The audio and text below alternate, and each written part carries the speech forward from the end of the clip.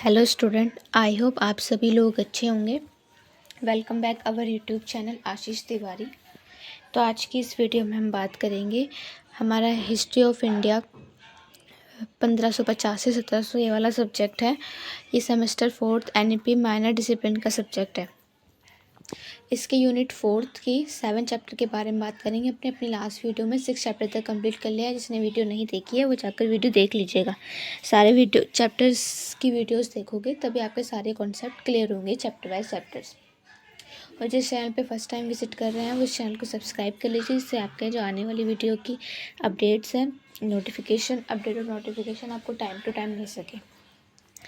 तो चलिए आज का हमारा चैप्टर है चैप्टर नंबर 7, ताजमहल और लाल किले के विशेष संदर्भ में मुग़ल वास्तुकला क्या थी उसके बारे में पढ़ेंगे। मेन पॉइंट क्या है कि ताजमहल और लाल किले के बारे में डिटेलली पढ़ेंगे कि मुग़ली वास्तुकला क्या थी, उनकी उद्देश्य देख लेते हैं। हम अपनी लास्ट वीडियो में हमने क्या पढ़ा था।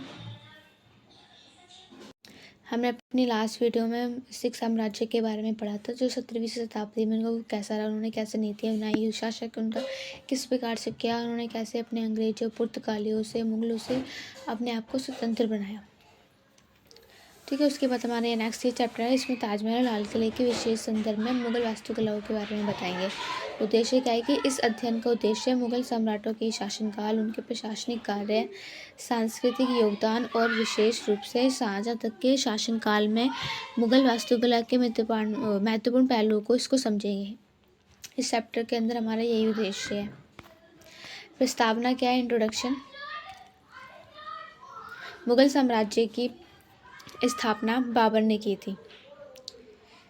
ठीक है, बाबर ने 1526 में पानीपत के प्रथम युद्ध में इब्राहिम लोदी को हराकर की थी। किसको हराकर की थी? इब्राहिम लोदी। मुगल ने भारतीय समाज, संस्कृति और प्रशासन घर में गहरा प्रभाव, किसमें मुगलों ने भारतीय समाज, संस्कृति और प्रशासन पर गहरा प्रभाव डाला था। मुगलों का शासन कला, स्थापत्य, संगीत, साहित्य के लिए, इन सब के लिए प्रसिद्ध थी। बाबर के बारे में पढ़ेंगे। इनका शासन 1526 से 1530 तक था। बाबर ने 1526 में पानीपत के प्रथम युद्ध में इब्राहिम लोदी को हराकर मुगल साम्राज्य की नींव रखी थी। और बाबर तुर्क मंगोल वंश का था और उनकी मातृभाषा चगताई तुर्की थी। तो ये लाइन इंपॉर्टेंट है, इसको देख लेना। और उसने भारत में बारूद का प्रयोग करके युद्ध शैली में बदलाव किए थे। किसका प्रयोग करके? बारूद का।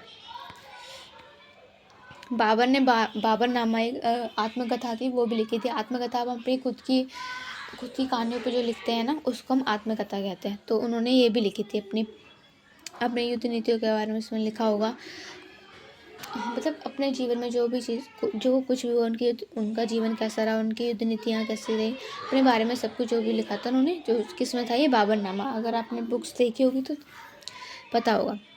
बाबरनामा किसने लिखी थी? बाबर ने लिखी थी। हुमायूं के बारे में पढ़ेंगे। तो हुमायूं किसके पुत्र थे? हुमायूं बाबर के पुत्र थे, जिसने 1530 में गद्दी संभाल ली थी। क्योंकि 1526 से 1530 तक बाबर का शासन चला था। 1530 में हुमायूं ने गद्दी संभाल ली थी। शेरशाह सूरी के खिलाफ युद्ध हारकर उसने 1540 में भारत छोड़ना पड़ा था। तो शेरशाह सूरी के खिलाफ जो वो युद्ध लड़ रहे थे उसमें वो हार गए थे। 1540 में उनको भारत छोड़ना पड़ा था। 1555 में हुमायूं ने दोबारा दिल्ली पर अधिकार कर लिया था, लेकिन अगले वर्ष उनकी मृत्यु हो गई थी। 1555 में उन्होंने दिल्ली पर अधिकार कर लिया था, लेकिन नेक्स्ट ईयर उनकी मृत्यु हो गई थी। हुमायूं ने हुमायूंनामा लिखने का कार्य अपनी बहन गुलबदन बेगम को सौंपा था। हुमायूं ने भी एक हुमायूंनामा लिखा है, लेकिन उसका कार्य उन्होंने अपनी बहन गुलबदन बेगम को सौंप दिया था। उनका काम था ये लिखने का। अकबर के बारे में बात करेंगे तो 1556 से 1605 तक अकबर का शासन रहा था। अकबर ने 13 वर्ष की आयु में शासन संभाला था। ये जो मुगल साम्राज्य, सबसे जल्दी साम्राज्य जिन्होंने संभाला था वो अकबर थे। 13 साल की उम्र में उन्होंने मुगल के शासनकाल का साम्राज्य है वो संभालना शुरू कर दिया था। अकबर ने दीन इलाही धर्म चलाया था, जिसमें सभी धर्मों के अच्छे विचार शामिल किए जाते थे। सभी धर्मों को एक समान माना, सबकी राय ली जाती थी। तो उसने धार्मिक सहिष्णुता की नीति को भी बनाया था। उन्होंने अपने राजपूत संबंध अच्छे बनाने के लिए उन्होंने राजपूतों में विवाह भी, राजपूतों की बेटी थी फिर साकिब जोधा नाम, उनसे विवाह किया था उन्होंने। अपने राजपूत संबंध अच्छे करने के लिए। तो इबादत खाना की उन्होंने स्थापना भी की थी। अकबर ने मजबूत प्रशासनिक ढांचा बनाया था और मनसबदारी व्यवस्था भी लागू की थी। ठीक है, अकबर की जो शासन कला है, संस्कृति है, साहित्य है, इसको स्वर्ण काल भी माना जाता है। किसको? शासन कला को, उनकी संस्कृति को, उनके साहित्य को स्वर्ण काल भी माना जाता है। जहांगीर के बारे में बात करेंगे। इनका जो शासन काल था ये कब से कब तक का? 1605 से 1627 के बीच में था। ठीक है, तो जहांगीर ने अकबर के धार्मिक सहिष्णुता की नीति को उन्होंने जारी रखा था। उसने न्याय की जंजीर लगवाकर जनता को न्याय दिलाने का प्रयास भी किया था। उसकी पत्नी नूरजहां ने शासन में प्रभावशाली भूमिका भी निभाई थी। जहांगीर का शासनकाल चित्रकला और स्थापत्य कलाओं के लिए प्रसिद्ध रहा है। शाहजहाँ 1628 से 1658 तक इनका शासनकाल रहा है। शाहजहाँ के शासनकाल को स्वर्ण युग कहा जाता है। उसके शासनकाल में स्थापत्य कला के विशेष रूप से उनको प्रोत्साहन मिला था। उन्होंने लाल किला, ताजमहल, जामा मस्जिद, मोती मस्जिद का निर्माण करवाया था अपने शासनकाल के दौरान। शाहजहाँ ने दिल्ली को अपनी राजधानी भी बनाया था। औरंगजेब के बारे में बात करेंगे तो 1658 से 1707 तक इनका शासनकाल चला था। औरंगजेब ने 1658 में अपने पिता शाहजहाँ को बंदी बनाकर गद्दी हासिल कर ली थी। उसने इस्लामी कानून शरीयत के अनुसार शासन किया था। उसने कई मंदिरों को नष्ट किया था और गैर मुस्लिमों पर जंजिया का कर लगा दिया था। जो अकबर ने जंजिया कर को समाप्त कर दिया था बिल्कुल, लेकिन जो औरंगजेब के शासनकाल के दौरान उन्होंने इस कर को फिर से लागू कर दिया था। औरंगजेब के कठोर शासन के कारण साम्राज्य में विद्रोह बढ़ गए थे। मराठा शक्ति को उत्पादन मतलब से लड़ाइयाँ होने लगी थी। जिस शासनकाल को राजपूतों से संबंध बना के रखे, मराठा से संबंध उन्होंने बना के रखे थे अकबर के शासनकाल के दौरान। लेकिन औरंगजेब के शासनकाल के दौरान ये समाज में विद्रोह होने लगे। इन्होंने मराठा शक्ति का उत्पादन भी किया, उनसे कई युद्ध हुए थे और इन्होंने जंजिया कर लागू कर दिया था। मंदिरों को नष्ट करना स्टार्ट कर दिया था। तो इसलिए इनके जो संघर्ष है मराठा लोगों से, राजपूत लोगों से इनके संबंध बिगड़ गए थे। उत्तरवर्ती मुगल। तो औरंगजेब की मृत्यु के बाद मुगल साम्राज्य कमज़ोर पड़ने लगा था। 1707 से 1857 के दौर का उत्तरवर्ती मुगल काल कहा जाता है इसको। इस अवधि में मुगलों का प्रभाव केवल दिल्ली तक सीमित ही रह गया था और अंतिम मुगल सम्राट जो बहादुर शाह जफर को 1857 के विद्रोह के बाद से अंग्रेजों ने बंदी बना लिया था। हमारे जो आखिरी जो मुगल शासक थे वो बहादुर शाह जफर थे। जो हमारे पहले मुगल शासक थे वो बाबर थे, जिन्होंने मुगल साम्राज्य की नींव रखी थी। और जो मुगल शाह जफर है इनका शासनकाल 1857 तक था। उसके बाद अंग्रेजों ने इनको बंदी बना लिया था। शाहजहाँ के शासनकाल में मुगल वास्तुकला के महत्वपूर्ण पहलू के बारे में बात करेंगे। तो शासनकाल में उनके मुगल स्थापत्य कला अपने चरम पर थी। उनके काल की प्रमुख विशेषताएं हैं।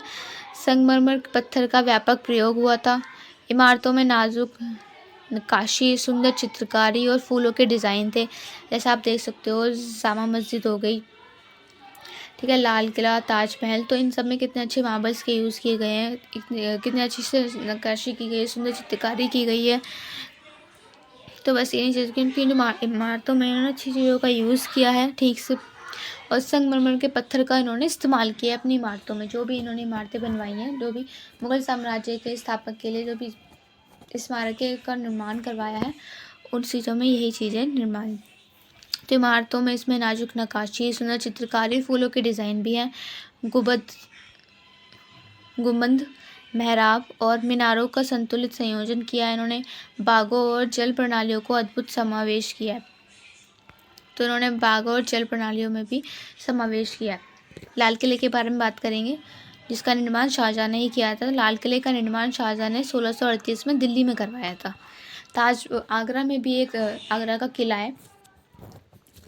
किला है और आगरा का ताजमहल भी है। दिल्ली में लाल किला है जिसका निर्माण शाहजहाँ ने ही किया था। तो इसका निर्माण लाल बलुआ पत्थर से किया गया था। इसका निर्माण किससे किया गया था? लाल बलुआ पत्थर से किया गया था। इस किले में दीवाने आम, दीवाने खास और रंग महल जैसी सुंदर इमारतें भी हैं। आपने देखा भी होगा, बहुत से लोगों ने ताजमहल देखा होगा, वो गए होंगे तो उन्होंने देखा होगा कि उस टाइम क्या था कि दीवाने आम, दीवाने खास और रंग महल जैसी इसमें इमारतें भी हैं इसके अंदर। और लाल किले के अंदर नक्काशीदार दीवारें और जटिल डिज़ाइन मुग़ल कला की उत्कृष्टता को दर्शाती हैं। ठीक है, नक्काशीदार दीवारें हैं, जटिल डिज़ाइनें हैं उसमें मुग़ल साम्राज्य की, तो उसकी मुग़ल साम्राज्य की दृष्टिगत उनकी उत्कृष्टता को दर्शाती हैं। मुग़ल काल जो मुग़ल साम्राज्य की उस टाइम की मुग़ल कला कैसी थी उस बात को ये हमें बताती हैं। ताजमहल के बारे में बात करते हैं तो ताजमहल का निर्माण शाहजहाँ ने अपनी पत्नी मुमताज़ महल की याद में करवाया था। यह आगरा में स्थित है और इसे सफ़ेद संगमरमर से बनाया गया था। सफ़ेद पत्थरों से इसे बनवाया था। सफ़ेद जो वाइट कलर के मार्बल से तो उसका यूज़ किया गया था इस ताजमहल को बनाने के लिए। इसकी प्रमुख विशेषताएं क्या हैं? तो मुख्य गुंबद के ऊपर के कमल का डिज़ाइन, 4 मीनारें जो इसकी सुंदरता को और बढ़ाती हैं, बगीचे और जल प्रणाली का समावेश जो मुग़ल स्थापत्य कला का मुख्य एक अंग भी है। ठीक है, और 1983 में ताजमहल को यूनेस्को द्वारा विश्व धरोहर स्थल भी घोषित किया गया था। कब किया था? 1983 में, 1983 में। निष्कर्ष देख लेते हैं, कंक्लूजन क्या है कि तो मुग़ल साम्राज्य ने भारत के राजनीतिक, सांस्कृतिक और सामाजिक जीवन पर बहुत ही गहरा प्रभाव डाला था। बाबर ने मुग़ल साम्राज्य की नींव रखी थी और अकबर ने इसे मजबूत किया था। शाहजहाँ के शासनकाल में मुग़ल कला स्थापत्य अपने चरम पर पहुंची थी। हालांकि जो औरंगज़ेब के कठोर शासन के बाद मुग़ल साम्राज्य का पतन शुरू हुआ, मतलब ये ख़त्म ही होता गया था, लगभग ख़त्म ही हो गया था, फिर भी उनकी स्थापत्य कला, विशेष रूप से ताजमहल और लाल किला आज भी भारत की गौरवशाली का एक प्रतीक माना जाता है, जिसका निर्माण मुग़ल साम्राज्य के शासनकाल के दौरान हुआ था। संक्षिप्त नोट्स क्या हैं? बाबर ने पानीपत का प्रथम युद्ध लड़ा था। बाबरनामा लिखी थी इन्होंने, और मुग़ल साम्राज्य की नींव भी बाबर ने ही रखी थी। हुमायूं ने हुमायूंनामा लिखा था, लेकिन हुमायूंनामा उन्होंने नहीं लिखा था। उन्होंने उनकी जो बहन थी गुलबदन बेगम, उनसे उन्होंने अपने हुमायूंनामा की ये जो किताब है ये लिखवाई थी। शेरशाह सूरी के खिलाफ इन्होंने संघर्ष किए थे। अकबर, दीन इलाही की इन्होंने नीति अपनाई थी। मनसबदारी प्रणाली और धार्मिक सहिष्णुता को भी इन्होंने अपनाया था। जहांगीर, तो नूरजहाँ का प्रभाव, न्याय की जंजीर।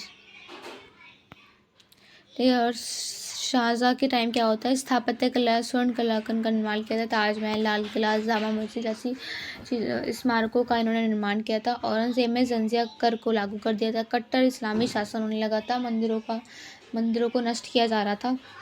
उत्तरवर्ती मुगल में बहादुर शाह जफर का जो अंतिम सम्राट थे, 1857 तक इनका शासनकाल चला था।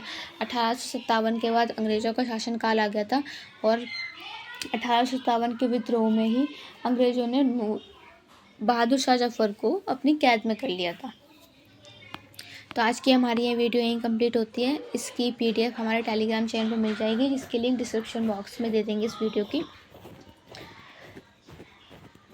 ठीक है, आज पूरी वीडियो देख लीजिएगा, आपको समझ में आ गया होगा कि इस वीडियो में क्या है। मोस्टली उनके स्मारकों के बारे में ही बताया गया है कि अकबर ने क्या किया था अपने शासनकाल के दौरान, बाबर ने क्या किया था, हुमायूं ने क्या किया था। तो पूरी वीडियो देखिएगा, आपको समझ में आ जाएगा। ठीक है, इसके नोट्स आपको टेलीग्राम पे मिल ही जाएंगे। कोई आपकी डाउट या क्वेरीज है तो आप इंस्टाग्राम पेज पे फॉलो करके पूछ सकते हैं या कमेंट बॉक्स में पूछ सकते हैं। अब मिलते हैं हम हमारी नेक्स्ट वीडियो में। Thank you for watching my video.